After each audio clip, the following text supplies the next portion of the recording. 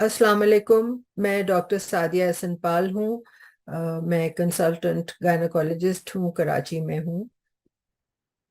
मैं आज आपको WHO की लेबर केयर गाइड के बारे में बताऊंगी, कैसे इसको इस्तेमाल करना है और कैसे ये मुख्तलिफ है।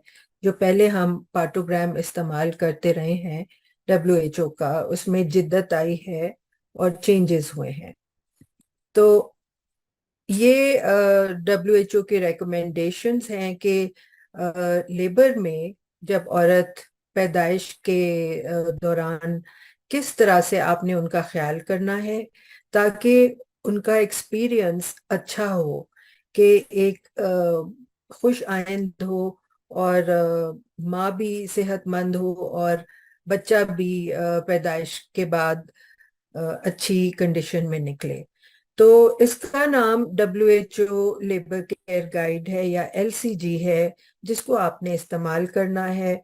और इसको अगली जनरेशन का पार्टोग्राफ भी कहा गया है। इसमें काफी सारी नई जदीद रिकमेंडेशंस हैं, 26।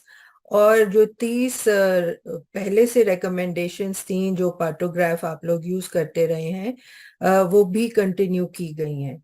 और ये शुरू करना है आपने लेबर जब शुरू हो रहा है, एक्टिव लेबर। और ये सारी औरतों के लिए इस्तेमाल करना है जो पैदाइश के प्रोसेस से गुजर रही हैं। तो वो नॉर्मल डिलीवरी वाली भी हैं जिनके कोई हाई रिस्क फैक्टर्स नहीं हैं, जो कि हो सकता है घर पे भी डिलीवर हो रही हूँ, और प्राइमरी और सेकेंडरी केयर सेंटर्स में हो रही हूँ, एज वेल एज जो कि टर्शरी केयर सेंटर्स में हो रही हैं। और जिनकी कॉम्प्लिकेशंस भी हो सकती हैं, सिर्फ उनके इनपुट में सीनियर्स का उसमें इन्वॉल्वमेंट ज्यादा होगी और रिकमेंडेशंस मजीद आएंगी। तो ये किसी भी हेल्थ केयर सेटिंग में इस्तेमाल किया जा सकता है। तो इसमें आपने क्या क्या खास बातें हैं इसमें। लेबर और चाइल्ड बर्थ जो है, वो हर औरत का अपना एक मुनफरिद एक्सपीरियंस होता है। हर औरत मुख्तलिफ होती है और उसकी केयर भी मुख्तलिफ हो सकती है उसकी ख्वाहिशात के मुताबिक। तो अगर आप देखें, कोई इंटरवेंशन भी जो है वो नहीं करनी चाहिए नॉर्मल लेबर में जब तक कि उसकी जरूरत ना हो। सो कम से कम छेड़छाड़ करनी चाहिए। सिर्फ वो चीजें इंटरवीन करनी चाहिए, जैसे कोई खास पोजीशन अपना ली गई या कोई मेडिसिन दी गई या लेबर को ऑगमेंट किया जाए, तो वो किसी जरूरत की वजह से। ये नहीं कि हर औरत को IV लाइन भी लगा दी जाए और ड्रिप भी लगा दी जाए। सो क्लियर ऑब्जेक्टिव होना चाहिए कि आप कुछ कर रहे हैं, कुछ छेड़छाड़ कर रहे हैं या कुछ इंटरवेंशन कर रहे हैं, तो इससे उस औरत को कोई फायदा होगा और बच्चे को कोई फायदा होगा, और उसकी फैमिली को भी इन्वॉल्व करके रखना है पूरे लेबर के और चाइल्ड बर्थ के दौरान, ताकि वो इन्फॉर्म्ड रहें कि क्या हो रहा है उनकी बेटी या बीवी के साथ, और उसकी केयर कैसी हो रही है। तो ये सब चीजें आपने खुद से करनी है।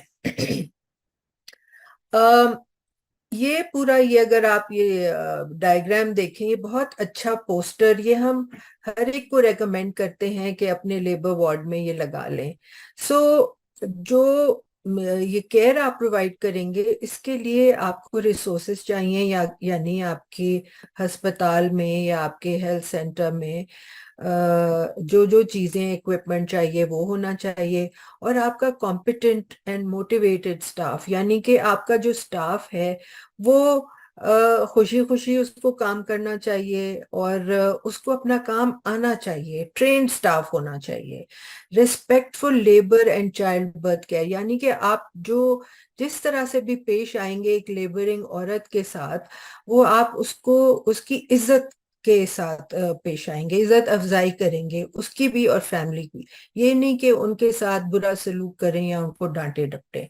इमोशनल सपोर्ट भी आपने देना है, और अगर वो औरत चाहे कि मेरे साथ भाई मेरी बहन या मेरी दोस्त या उसकी माँ या कोई भी फैमिली मेंबर या हस्बैंड, हमारे यहाँ पाकिस्तान में ज़रा चैलेंजिंग है कि हस्बैंड को गवर्नमेंट हॉस्पिटल्स में हम लेबर रूम के अंदर रखें जहाँ पे प्राइवेसी ना हो, लेकिन प्राइवेट सेटअप में ये पॉसिबल है और हम करते हैं। इफेक्टिव कम्युनिकेशन बाय स्टाफ, तो जो भी उस औरत का ख्याल रख रहा है लेबर में, उसको एक तो उनको तमीज़दार होना चाहिए और तमीज़ से बात करनी चाहिए, और उनको रिश्तेदारों को सही तरह कम्युनिकेट करें कि कंडीशन क्या है, प्रोग्रेस क्या है, माँ बच्चा ठीक है, और अपने कोलीग्स के साथ भी इफेक्टिव कम्युनिकेशन करें। तो ये जो लेबर केयर गाइड है, इसके जरिए कम्युनिकेट करना काफी आसान हो जाएगा। आप जब इस्तेमाल करेंगे आपको पता चलेगा कि एक पेज पे सारी केयर आ जाती है, और जब जैसे शिफ्ट चेंज होती है तो दूसरे को बताना और समझना बहुत आसान हो जाता है। फिर आता है पेन रिलीफ स्ट्रेटजीज। आपने पेन रिलीफ, जो लेबर पेन बहुत शदीद होता है तो उसके लिए आप क्या कर सकते हैं? बहुत सारी चीजें हैं, ब्रीदिंग एक्सरसाइजेज हैं, मसाज है, बैक रब है, हाथों पैरों का मसाज। हम लोग तो, हमारे कल्चर में तो ये बहुत कॉमन है और लोगों को करना भी आता है। तो ये बिल्कुल मालिश जो कहते हैं, तो ये करने में अगर आप सपोर्ट पर्सन को भी सिखा देंगे कि भाई इसको जब पेन आए तो कैसे सांस लेना है, कैसे फर्स्ट स्टेज में जोर नहीं लगाना, सेकंड स्टेज पे भी जब आप कहेंगे, जब फुल डायलिटेशन हो जाएगी, तो जब आप कहेंगे तभी उन्होंने पुश करना है। तो ये सब चीजें आप लेबर के दौरान बताई जा सकती हैं।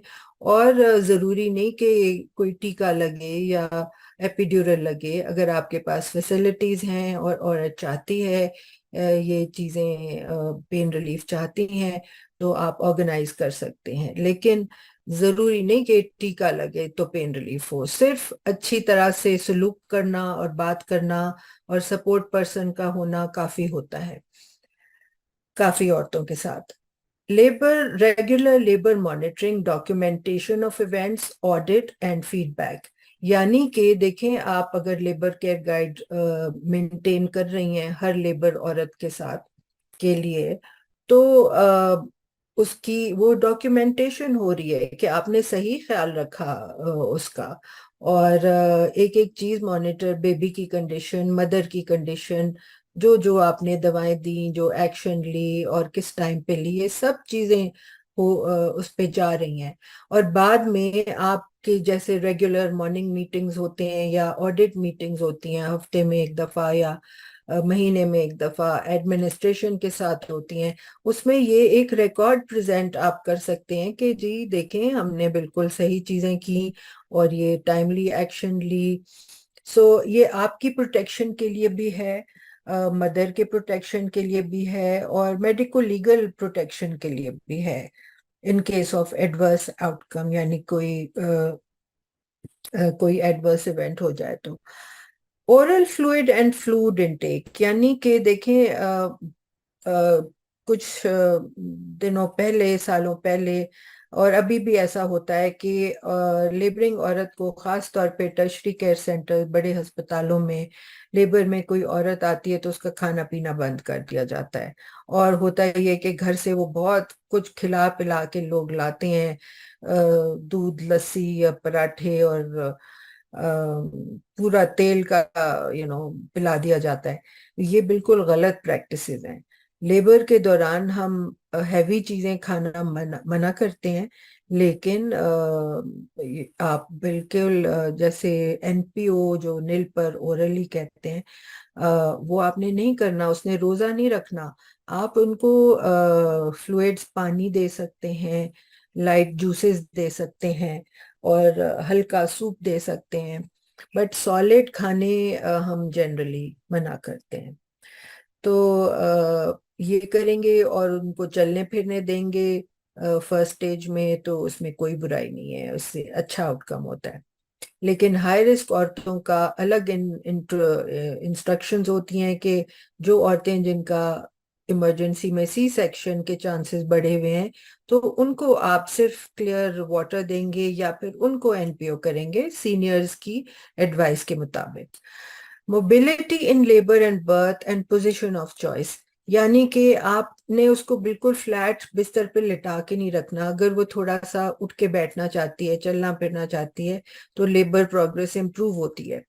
और ये भी कि अगर यूरिन पास करना है तो बिल्कुल उसको करने देना चाहिए। वॉशरूम भी जा सकती है, उसमें बस आप प्रोटीन और ये चेक कर लीजिएगा, ketones. So mobility is good for progress. Pre-established referral plan, यानी कि अगर आप किसी छोटे से सेटअप में हैं जहाँ पे इमरजेंसी सी सेक्शन की फैसिलिटीज नहीं है और प्रेगनेंसी में कोई हाई रिस्क है, तो आपके पास पहले से प्लान होगा। अगर बुक्ड पेशेंट है तो उसको पैसे चाहिए होंगे, ट्रांसपोर्ट चाहिए होंगे, किस हॉस्पिटल में जाना है, एक रेफरल स्लिप होनी चाहिए, कौन भेज रहा है, क्यों भेज रहा है। तो ये प्लान एक अच्छी मिडवाइफ या अच्छे डॉक्टर्स करेंगे, पहले से बना के रखेंगे पेशेंट के लिए। फिर आता है कंटिन्यूटी ऑफ केयर। तो जितना एक ही जगह पे और सेम स्टाफ के साथ या रेफरल भी किया है जान पहचान लोगों के साथ, वो बहुत जरूरी है, और डिलीवरी के बाद भी और पोस्टनेटल केयर के लिए भी। सो ये सारी चीजें बहुत जरूरी हैं कि हम अच्छी केयर प्रोवाइड करें। ये जो नेक्स्ट जनरेशन पार्टोग्राफ या लेबर केयर गाइड, इसके बारे में मैं स्टेप बाय स्टेप आपको बताऊंगी। ये मैं आपको बता चुकी हूँ कि ये हर लेबरिंग औरत के लिए डेवलप किया गया है ताकि वो सेहतमंद रहे और उसका बच्चा भी सेहतमंद पैदा हो।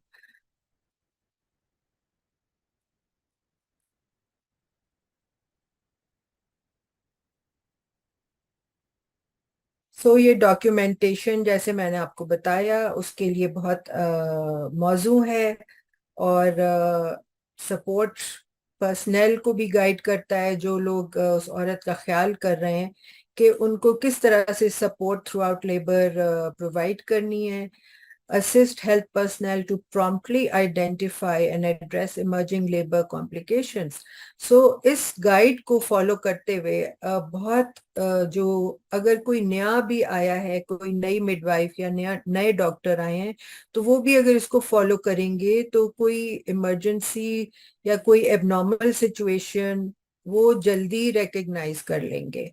इसमें बहुत इंपॉर्टेंट एक अलर्ट कॉलम है जिसको मैं अभी आपको बताऊंगी, जिसके बारे में अननेसेसरी इंटरवेंशन को अवॉइड करेंगे और सपोर्ट करेंगे ऑडिट और quality improvement of labour management. यानी कि हम जो प्रैक्टिस अभी कर रहे हैं, हम उसको रेगुलर बेसिस पे देखेंगे कि हम सही कर रहे हैं, हमारा आउटकम कैसा हो रहा है, हमारी माएँ ज्यादा बेहतर लेबर एक्सपीरियंस रिपोर्ट कर रही हैं, ज्यादा खुश जा रही हैं हॉस्पिटल से, और बच्चे भी सेहतमंद पैदा हो रहे हैं।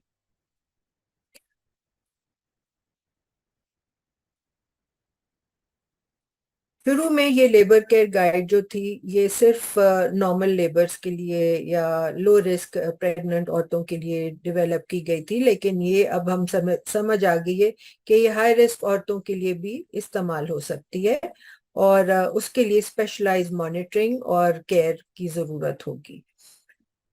और आप जैसे देख रहे हैं, देखें ये एक पिनार्ड जो डिवाइस होता है उससे फीटल हार्ट सुने जा रहे हैं। तो ये एम्फेसिस ये है कि देखें इससे भी बहुत अच्छी केयर प्रोवाइड कर सकते हैं आप।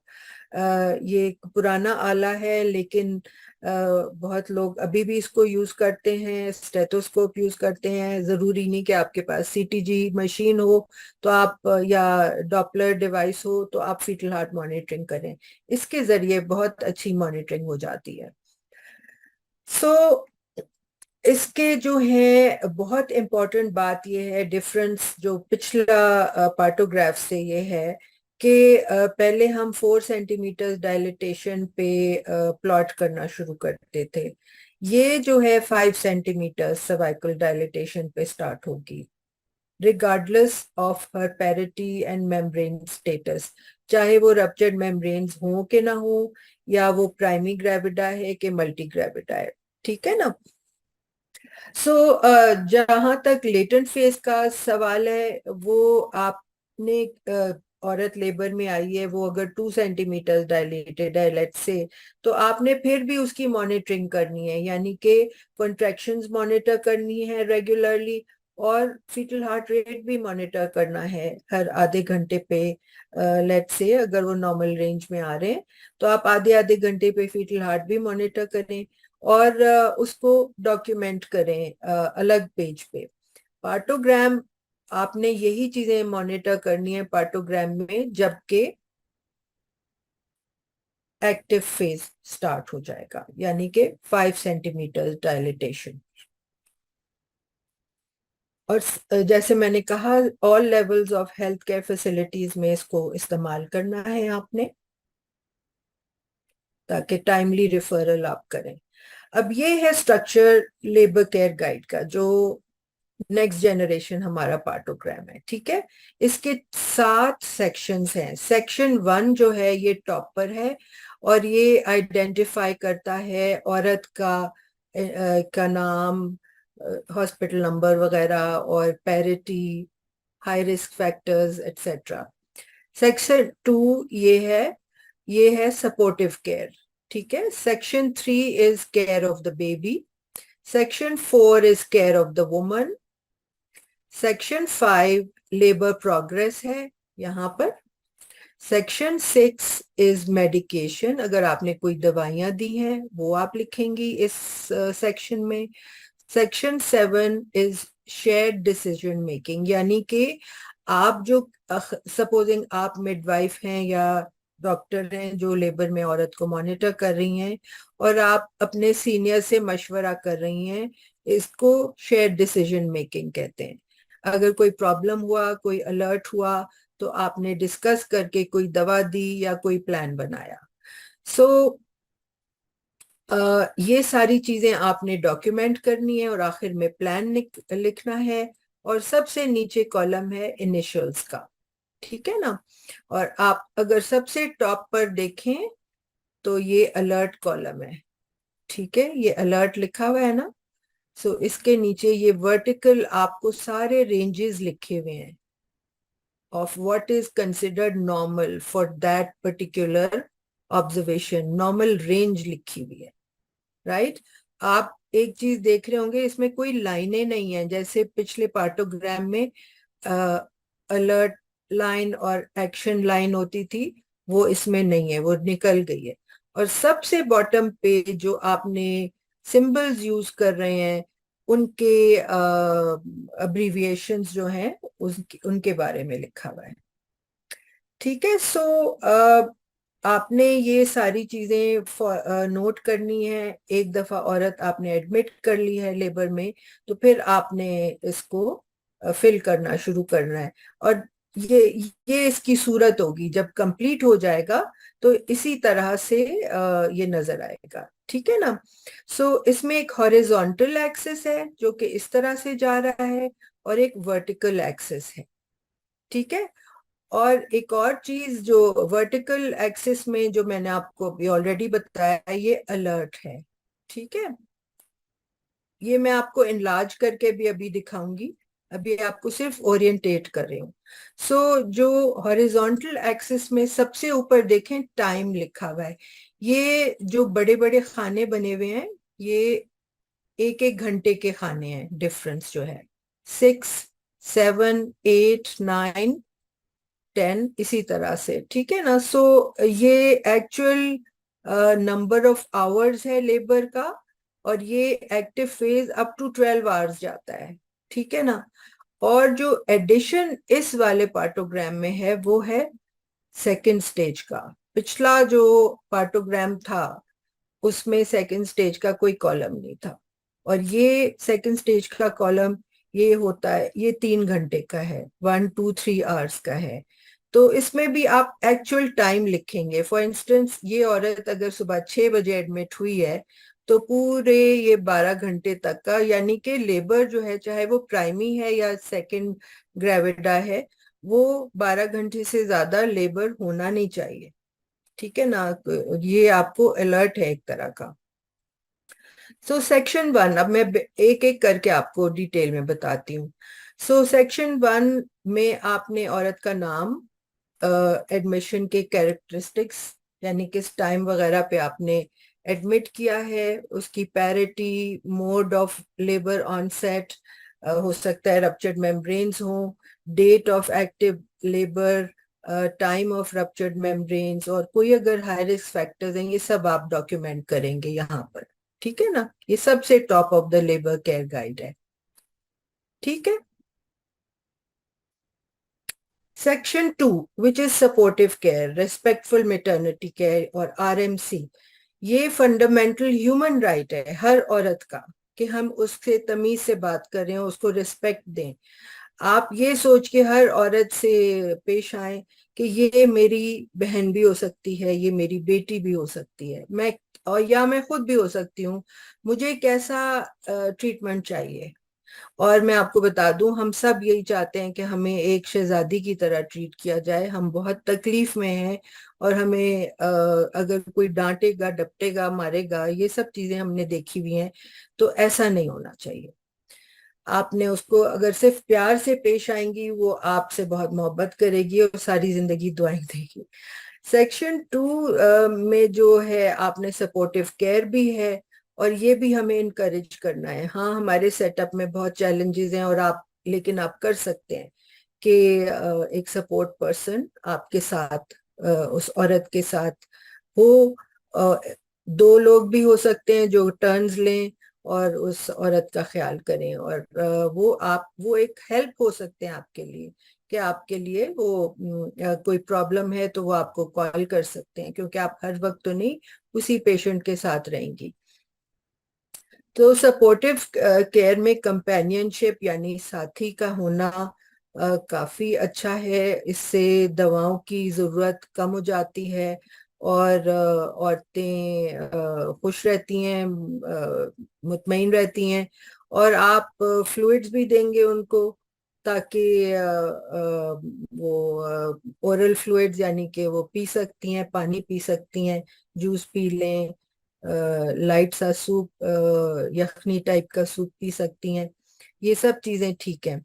और अगर वो चलना फिरना चाहती हैं, उसको भी आप इनकरेज करें। सो ये देखें, जैसे ये टाइम का कॉलम है, ये अब ज्यादा आपको बड़े में अच्छी तरह नजर आ रहा है। नंबर ऑफ आवर्स है 1, अगर सुबह 6 बजे एडमिट हुई, यहाँ पे 6, ये बीच में जो दो डॉटेड लाइन है, इसका मतलब है ये आधा घंटा का टाइम। ठीक है ना। तो 6, 7 AM, 8 AM, 9 AM, इस तरह आप शुरू में ही फिल कर लेंगी, ताकि आपको पता हो कि भाई 12 बजे, यू नो सुबह 6 बजे अगर ये हुई है, तो शाम के 6 बजे तक 12 घंटे गुजर जाएंगे, तो इसको डिलीवर हो जाना चाहिए या फुली डायलेट हो जाना चाहिए। और सेकंड स्टेज का भी इसी तरह से होगा। सेकंड स्टेज आप उस वक्त इस पे टाइम लिखेंगे when she is fully dilated, यानी कि 10 सेंटीमीटर्स सर्विक्स डायलेट हो गया। ठीक है ना। सो कंपेनियन, ये कि उसमें आता है नॉर्मल पेन रिलीफ। अगर आपने दिया NN लिखा हुआ है, विच स्टैंड्स फॉर नॉर्मल। अगर ओरल फ्लूइड आपने दिया है, तो वो आप लिखेंगे। अगर नहीं दिया हुआ है तो नो लिखेंगे। और पॉस्चर, सुपाइन इज अलर्ट। ठीक है ना। सो ये अलर्ट कॉलम में ये सारे, जो अगर ये आ रहा है तो ये अलर्ट है, उसको आप सर्कल कर देंगे रेड में या। Section 3 is care of the baby. इसमें भी शेयर डिसीजन मेकिंग है, और इसमें आप देखें बेबी की अलर्ट कॉलम में है, fetal heart rate ranges दिए हैं between 110 to 160. Any deceleration is an alert, especially late deceleration. Okay, so इसको आप अगर टाइम रेंज में अगर आ रहा है तो आपने ये लिखना है। एमनियोटिक फ्लूइड, अगर मेकोनियम 3+ है या ब्लड आ रहा है, वो भी एक अलर्ट में आ जाएगा। फीटल पोजिशन, P और T लिखा हुआ है, पोस्टीरियर या ट्रांसवर्स। कैपेट 3+, मोल्डिंग 3+, ये सब चीजें according to which time you are monitoring, आप एक्चुअल नंबर्स लिखेंगे, और अगर वो अलर्ट रेंज में आ रहा है, उसको आप सर्कल कर देंगे। Section 4 is care of the woman. Again इसमें आप pulse, blood pressure, diastolic blood pressure, temperature and urine, अगर उसने यूरिन पास किया है उस टाइम पे से पहले घंटे में अगर पास किया है, तो उसमें आप प्रोटीन और एसीटोन चेक करेंगे। आप एक्चुअल नंबर लिखेंगे, अगर पल्स उसकी 70 है तो 70 लिखेंगे। सिस्टोलिक ब्लड प्रेशर जो है वो 120 है तो 120 यहाँ पर लिखेंगे, ठीक है ना। एक्चुअल नंबर्स आप लिख रहे हैं। अब आते हैं हम सेक्शन 5 पे। ये लेबर प्रोग्रेस के बारे में है, और ये सिस्टमैटिक प्रैक्टिस को इनकरेज करता है, ताकि हम लेबर के दौरान जो जो कुछ कर रहे हैं वो एक सिस्टमैटिक तरीके से करें, और फ्रीक्वेंसी और ड्यूरेशन ऑफ कॉन्ट्रैक्शंस और सर्वाइकल डायलिटेशन ये रिकॉर्ड करें, और बेबी का हेड जैसे जैसे नीचे आ रहा है, जिसको हम डिसेंट कहते हैं, descent of the babies head, ये रिकॉर्ड करें। तो ये लेबर प्रोग्रेस वाला सेक्शन है। सो अगेन आप देखें, टाइम इधर जा रहा है, कॉन्ट्रैक्शंस पर 10 मिनट्स, यानी कि इसका अलर्ट कॉलम है <2 या <5 ये एक अलर्ट है, यानी कि 2 से अगर कम आ रही है 10 मिनट में, ये अलर्ट है। और अगर 5 से ज्यादा आ रही है, जैसे कि 1 in 2 कॉन्ट्रैक्शन हम कह रहे हैं, हर 2 मिनट पे एक कॉन्ट्रैक्शन आ रही है, तो इससे ज्यादा हो रही है तो ये एक अलर्ट है, यानी कि हाइपर स्टिमुलेशन हो रही है। तो आपने अगर 2 कॉन्ट्रैक्शन है यहाँ पे आपने 2 लिख देना है, अगर 3 है तो 3 लिख देना है। और ड्यूरेशन ऑफ कॉन्ट्रैक्शन, यानी कि ये कितनी कितने सेकंड्स की कॉन्ट्रैक्शंस हैं। अगर 20 सेकंड से कम है तो ये अलर्ट है, अगर 60 सेकंड से ज्यादा है तो ये भी एक अलर्ट है। सो 10 सेकंड की अगर कॉन्ट्रैक्शन है तो आप 10 लिखेंगे और उसके अराउंड सर्कल कर लेंगे। अलर्ट का मतलब है कि इस पे आपको अटेंशन देना है, किसी सीनियर से डिस्कस करना है, या खुद एक्शन लेना है कि इसको मैं, हो सकता है लेबर को ऑगमेंट करने की जरूरत पड़े आपको, अगर प्रोग्रेस नहीं हो रही है। फिर सर्विक्स की जो डायलिटेशन है उसको आप एक्स से प्लॉट करेंगे। सपोजिंग ये एडमिशन पे 5 सेंटीमीटर ये है, तो आपने 5 से यहाँ पे क्रॉस मार देना है यहाँ पे, ठीक है। She is 5 centimetre dilated at that time. और अलर्ट कॉलम को आप देखें, अलर्ट कॉलम में नंबर ऑफ आवर्स लिखे हुए हैं, यानी कि ये अगर 5 सेंटीमीटर 6 घंटे या 6 घंटे से ज्यादा 5 सेंटीमीटर होगी नेक्स्ट एग्जामिनेशन पे, तो फिर या उससे नेक्स्ट, तो ये एक अलर्ट है, यानी कि इसको 5 सेंटीमीटर से ज्यादा हो जाना चाहिए था।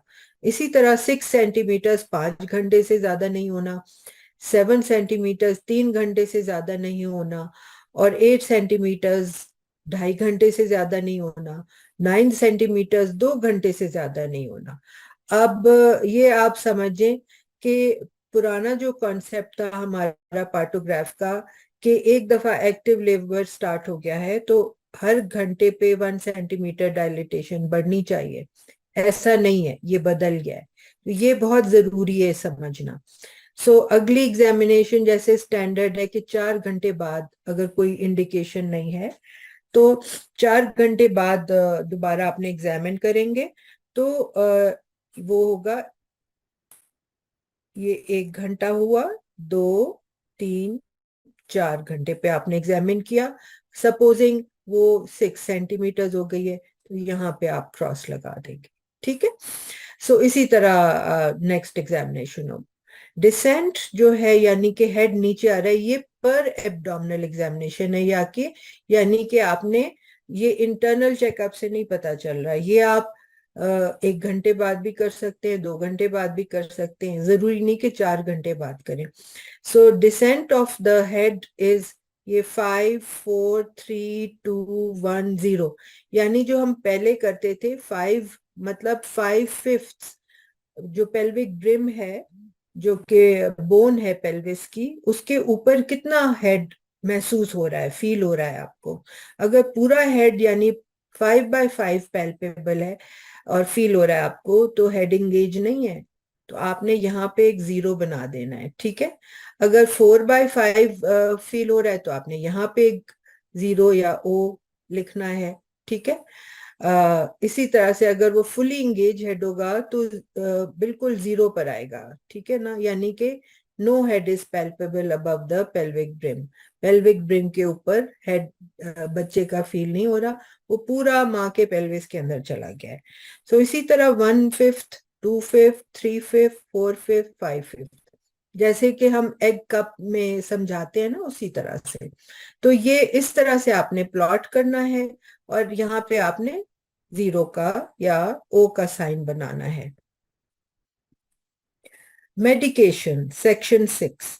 मेडिकेशन यानी कि आपने कौन सी दवाएं दी और ये ना दी, तो ये उसी हिसाब से आपने इसको फिल करना है। अगर ऑक्सीटोसिन दी है या सिंटो जैसे आप लोग बोलते हैं, तो कितने ड्रॉप्स पर मिनट आपने यूज किया, कितने बजे, ये टाइम के हिसाब से कितने बजे स्टार्ट की। अगर नहीं की तो ये ब्लैंक छोड़ दें। कोई मेडिसिन हो सकता है आपने कोई दवा नहीं दी, हो सकता है सिंपल पैनाडोल दी किसी वजह से, या एंटीबायोटिक दी, या जो भी दिया आपने, जिस टाइम पे भी दिया, क्योंकि आपका टाइम का पूरा कॉलम ऊपर है हॉरिजॉन्टल, आपने देंगे, आप इसको डॉक्यूमेंट कर देंगे। आईवी फ्लूइड्स यानी कि अगर कोई ड्रिप लगाएगी, जरूरी नहीं कि हर औरत को ड्रिप लगे। अगर कोई इंडिकेशन होती है या वो उल्टियां कर रही है या डिहाइड्रेटेड है, उन हालात में या आपको ऑक्सीटोसिन लगानी है, तो उन हालात में आप देंगे, ड्रिप लगाएंगे या एपिड्यूरल लगा है तो वो भी यहाँ पे नोट करेंगे कि एपिड्यूरल स्टार्ट हुआ है। और एपिड्यूरल में जो दवाएं दी जाती हैं, जैसे कि ब्यूपेवेकेन है, तो वो आप लिख सकते हैं यहाँ पे। शेयर्ड डिसीजन मेकिंग, ये है सेक्शन 7। ये बहुत इंपॉर्टेंट है, क्योंकि देखें इसमें कम्युनिकेशन आ जाती है, सिर्फ औरत और उसके कंपेनियन या उसके रिश्तेदारों के साथ नहीं, बल्कि आपके कोलीग्स के साथ भी, कि आप जो मैनेजमेंट कर रहे हैं वो सही कर रहे हैं और सही सिम्त में जा रही है लेबर की प्रोग्रेस। अच्छी तरह से क्लियर एक्सप्लेनेशंस आप देंगे अपने कोलीग्स को भी, कि भाई ये हो रहा है, जैसे शिफ्ट चेंज हुई है, आपने सारी बातें क्लियरली बतानी है। और इस लेबर केयर गाइड के सामने खड़े होके आप सामने समझा दें कि जी अभी तक ये हुआ है और ये एक्सपेक्टेड है, और इसको दोबारा इतने बजे आपने एग्जामिन करना है। ठीक है। आपकी अपनी हर, जैसे हर टाइमलाइन के साथ सारे सेक्शंस को आपने वर्टिकली फिल किया, और आपने उसकी असेसमेंट की कि कोई प्रॉब्लम तो नहीं है, कोई अलर्ट कॉलम का कोई फैक्टर तो नहीं आ रहा। आपकी असेसमेंट में कुछ भी नहीं आया तो आप लिखेंगे नॉर्मल प्रोग्रेस। और कोई प्लान है, अगर आपने कुछ देना है उसको, या पेन रिलीफ के लिए या व्हाटएवर, तो आप वो प्लान यहाँ पर लिख देंगे। मे बी नो प्रॉब्लम, तो आप कहेंगे रीअसेस आफ्टर 4 आवर्स, 4 घंटे बाद आप दोबारा से एक्सप्लेन उसको वो कर देंगे मुआयने के लिए। तो आपने हर टाइम के, जब भी आपने कोई एग्जामिनेशन किया, कोई नोट किया, चाहे वो फीटल हार्ट रेट है, बच्चे की हार्ट बीट है, या फिर वो माँ की कॉन्ट्रैक्शंस हैं, आपने लेबर केयर गाइड पे रेगुलरली डॉक्यूमेंट करना है। ये 4 स्टेप्स में करना है। असेस करना है कि माँ कैसी है, बेबी कैसा है, प्रोग्रेस कैसा है। रिकॉर्ड करना है, आपकी जो ऑब्जर्वेशंस हैं वो आप लेबर केयर गाइड पे रिकॉर्ड करेंगी। फिर आपने चेक करना है रेफरेंस थ्रेशोल्ड, कंपेयर करना है जो आपकी ऑब्जर्वेशंस हैं और जो रेफरेंस वैल्यूज अलर्ट कॉलम में हैं, जो वर्टिकली चल रहा है। और हमने कलर में, पाकिस्तान के यूज के लिए हमने कलर में इसको प्रिंट करवाया है, और अलर्ट कॉलम को पिंक या लाल रखा है, ताकि आपको इजीली वो अलर्ट कॉलम नजर आए, और उसके रेफरेंसेस, ताकि जो भी चीज आपके रेफरेंस से बाहर जा रही है, आपको एक्शन लेना है, आपको प्लान करना है, आपने फैसला करना है कि कोई आपने इंटरवेंशन इस स्टेज पे करनी है, और उस औरत को बताना है और उसको डॉक्यूमेंट करना है। ठीक है। रेगुलरली आप डॉक्यूमेंट करेंगे और अपनी ऑब्जर्वेशंस लिखेंगे, तो इससे जो हमारे हेल्थ पर्सनल हैं, जो हेल्थ केयर प्रोवाइडर्स हैं, आप जैसे लोग, हम जैसे लोग, तो हम क्रिटिकली सोचेंगे और कि हमें ये पर्टिकुलर ट्रीटमेंट या ये इंटरवेंशन करनी चाहिए कि नहीं चाहिए। और जो वार्निंग साइंस होंगे, जो अलर्ट कॉलम के अंदर लिखे हुए हैं, उससे बाहर वैल्यूज आपके जा रहे हैं। फॉर इंस्टेंस, फीटल हार्ट है, ब्रेडिकार्डिया हो रहा है, यानी कि बहुत ड्रॉप हो रहे हैं फीटल हार्ट, लेट डिसेलरेशन आ रही हैं, या फीटल टैकीकार्डिया हो रहा है, तो आपको फौरन जल्दी एक्शन लेने का एक इंडिकेशन आ जाएगा। आप जूनियर ट्रेनी नर्स भी हो सकते हैं, डॉक्टर्स भी हो सकते हैं, और आप बहुत जल्द अच्छी लेबर केयर मैनेजमेंट सीख जाएंगे।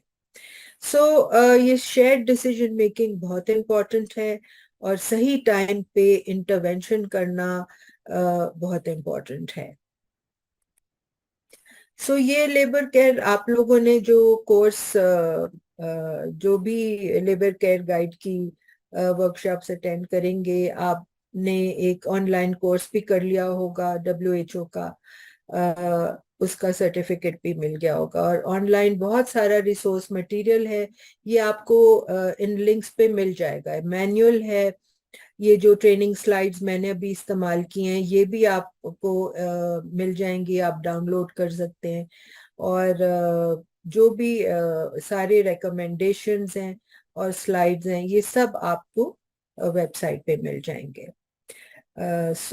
आप सबका बहुत शुक्रिया, और I will leave you with the message कि बहुत ज़रूरी है कि हम ये इम्प्लीमेंट करें, क्योंकि पाकिस्तान में हमारी माओं की अमवात और बच्चों की भी अमवात बहुत ज़्यादा हैं, और लेबर केयर गाइड में सही तरह से हम अगर केयर करेंगे इसके ज़रिए, तो ये दोनों चीज़ें डायरेक्टली लिंक्ड हैं, ये कम हो जाएंगी इंशाल्लाह।